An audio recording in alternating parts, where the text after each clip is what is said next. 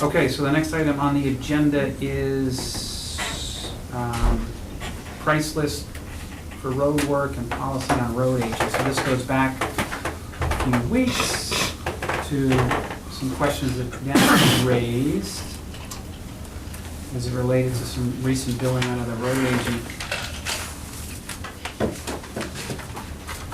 Jerry, I know you've had an opportunity to see what Dennis has put together, I presume. Any comments that you'd like to share, or we can kind of go from there? Sure.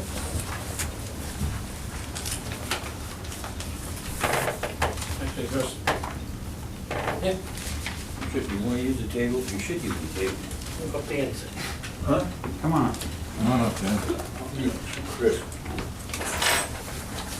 Somebody at home. Oh, you can sit I right don't here. even have to, I'm just Mo, gonna sit right Mo, here. come up right here. Come on up. The big boy chair. Not anything except my Now, word. put it back. Fire guys, Bossing me around. Still, huh? Okay, Jerry, so for those people who are at home perhaps, or in the audience who aren't aware of this, Dennis had identified some invoices back in February and early March where higher rates were shown for plowing and related activities than were on the 2010 price list that you had provided. You start with that. All right, first of all, Dennis, I want to say thank you for bringing this to my attention. Obviously, you're not getting paid to do this, so you're looking out for the town like all of us are.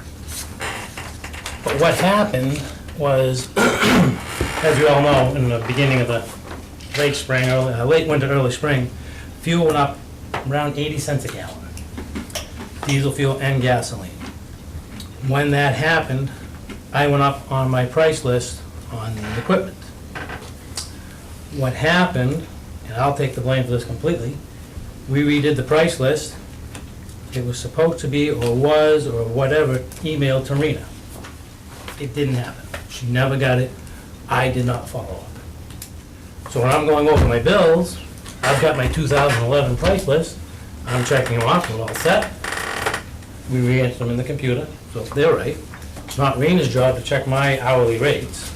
It's my job. So that's, that's what happened, in a nutshell. I mean, you obviously put some time in and you caught it. Well, I mean, just example, 80 cents a gallon, these trucks use between depending what we're doing and how hard they're working, 4 and 7 gallons an hour. So at 80 cents a gallon, at 4 gallons an hour, that's $3.20. And I did not go up enough to cover even the increase in the fuel, but I know things are tight and I'm doing the best I can. well, I have some questions, but Sure. Typically towns, I'm just gonna say other towns, they bid out a contract, and I'm doing a lot of research on lots of different aspects of towns. Mhm. One of the things I look at is road agents across many areas, and they zone out their, the towns, they divide them into zones, and when they put out a contract, people bid on those zones. And that's final. They don't get a chance to come back in town and say, well, my expenses went up. I contract, I have contract business. I don't, and when I sign my contract, that gas went up, prices of airlines went up, hotels went up. I could not go back till I review my contract that next year. I don't have liberty of billing out my customers saying these expenses have just gone up. And I'm sure everybody that's been commuting during this whole gas crunch has not gone to their bosses and had a pay increase. In fact, they had to pay the cost. All the citizens had to take this cost. That may be the case, Dennis, but just to clarify, what Jerry does provide to us on his price list at each year is prices subject to change as a result of that. And, when we originally signed this agreement with him back in 2004, he specifically spelled out prices subject to increase during the term for increased fuel costs. And I would also say that it is very common in the trucking industry, fuel surcharges. They might tie it directly to the price of the pump. They might tie it to the price of an index. but not snow plowing. Snow plowing is a contract that goes out, and these guys bid, and that's it for the year. And that's what it is. The state doesn't, the state has. The state does not, the state bids out, and I can pull the bids right off the internet We and show you what they I'll get the do. guy that works for them, they have. I- matter of fact, I can go- Why don't we all talk to the chairman? We're all gonna, Why don't we go we're all to the gonna chairman? talk up The bids are here. online, and it shows you what the Dennis, bids are. you're gonna talk to me, or we're not gonna talk, okay? This is gonna be civil, or it's not gonna happen. One of the other issues that was raised, Jerry, was overtime. Yep. Can you speak to that topic? Yep, exactly. What happened is over the years, been doing it for a lot of years. I mean, I've been plowing since 1985. I used to very carefully try to avoid overtime as much as I could. The guys would work all night long, I'd send them home during the day. It really isn't fair.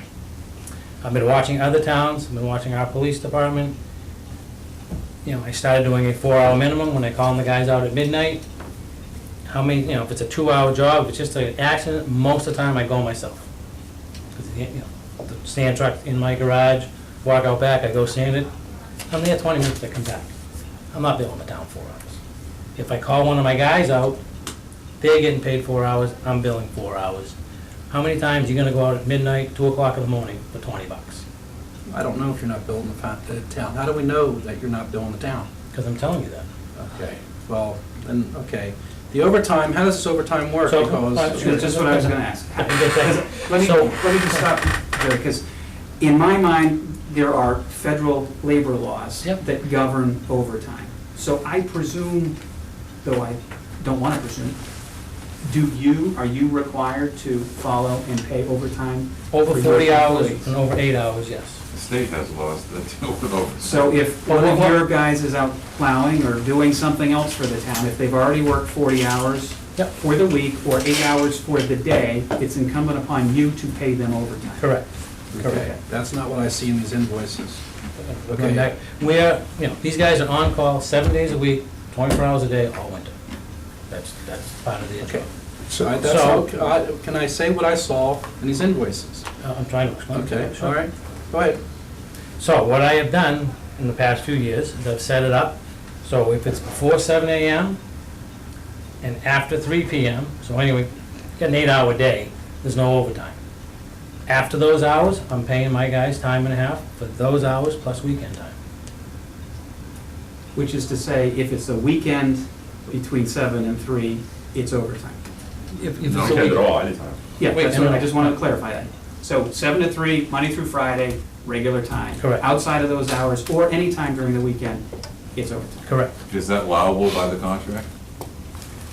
I mean, I'm There is trying to pull it no up. contract. Well, that's the So- problem, they don't have it. Right. So I think there's two Yeah. issues here. Is he complying with federal and state labor laws, which Right. it appears he is? Correct. And the other issue is, are his costs in alignment with either an existing contract or past practices? Or a price list. Or a price list, which And we I look- think he is, but And we look back to the policy that we have, that, as Jerry said, we should be looking at each year, and the board should be signing off with him on that, and I think we might have some additions that we might want to make Sure. to that. Chris, I see your hand up. Yeah, I see this as a problem of, not necessarily, we're charging too much or being charged too much, it's really the visibility of what's being charged, right? What's coming in the door. I mean, you made the statement before that the price list was my fault, not Rena's fault, but really, if we have to have two sides of the check, right? So you're writing an invoice, making sure that you're getting paid for what you're doing, we need to be checking to make sure that we agree that what we're paying as a town is what we got. and that the work that we're paying for was performed. So you're probably getting to a purchasing policy, maybe. That might be right until later on this evening, yes. Okay. But same difference, it's, we need, I went through with the town clerk this past week and looked at how their systems were built. And there's accountability there, there's checks and balances, there's money coming in, goes into this account, it's for this purpose, and it's easy to read. And it goes out at the end of the week to a bank account. The rest of the town, I'm not so sure about yet. Yeah, well, like I said, we have studied this, been doing this for a long time. Can it Sure be you better? have. Of course it can be better. Anybody Certainly can. Anybody can do a better job. I don't care who you are. You're not doing there's always room for improvement, and I'm willing to listen to any of it. We've studied this several times, it works. The system we're getting, the question is, the money the town is spending on the roads, are they getting the value? Jerry, didn't you have at your request, wasn't there a study committee at one March meeting about the process and how, Well, what I've whether done we is- had our own DPW? Where my road agents have, I've suggested several times, the town stop putting money away for highway department. If, for whatever, I get sick, something happens, I can no longer do it, we don't have a backup plan. So I say, we should put money away every year, 30, 40, 50, I suggested 50,000, just in case you gotta hire all of a sudden a full-time person to administer all this. Okay, I have a question. And the town has said no. The town keeps saying no, and they studied it. And we did that probably 3 years ago, Maybe a little longer, but yes. 3 or 4 years ago. Dennis? Based on your definition of your overtime on invoice 3325, you had the hours of 7 AM to 3 PM. None of these hours are in the overtime range that you have said, yet you paid $22 in overtime. The invoice was given out in the stack right here. That does not comply with what you just said.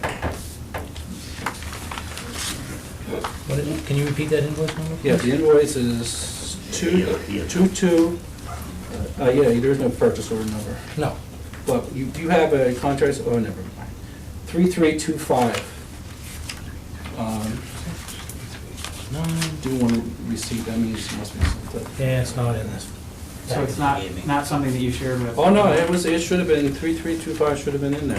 No, It's we not. got 3326, 3327, and 3319. So here, you'll take a look at it right here, Jerry. What's the date 3325 of that transaction? Well, I gotta look it up real quick. 225 was the day, What day of the week is it? Friday. Is it Friday? There you go. I don't know that quick. I was gonna say, how'd you do that fast? okay, It's a Friday, okay. those are all daytime, are they not? Is that holiday? And then you came up with 22 hours overtime there. Yep. Okay? And I think that was overcharging the town. I'd have to look back at the time sheets. Where are we? Yeah, they may have been over 40 hours at that point too. What? Actually, it's showing times on this invoice here. But we don't have it in this packet. And that's the other thing, you're not showing times on, I mean, I think there should be some consistency if the town is paying overtime, logging time is important. Yeah, we have, my guys fill out time sheets every day. Yeah. It's easily So- backed up. So we're paying, can I just ask a question, Andrew? I'm sorry. Yes. So we're paying overtime based on the hours worked by the employee, not the time of day? Well, both. I don't see how you can track, that's gotta be very difficult to track. Not really, it occurs all the time because you get to a work week and certain shifts, you can have a shift variable that says it's time and a half. Right. For the second shift, third shift is double time, weekend shifts are double But- time. I understand that, but you don't charge the customer a different price based on what? Well, especially in my industry, it's not very common. Okay?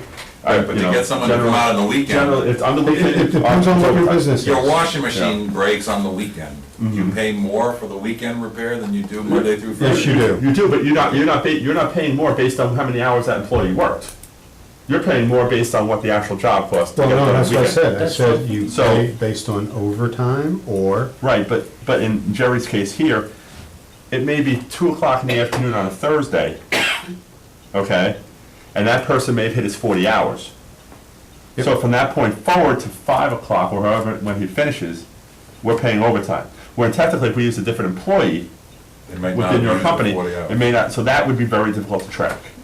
Yep. yep, That's what I'm saying. I understand the whole point of I mean, I before can look, extra hours. that's a valid question. I don't have the answer right here.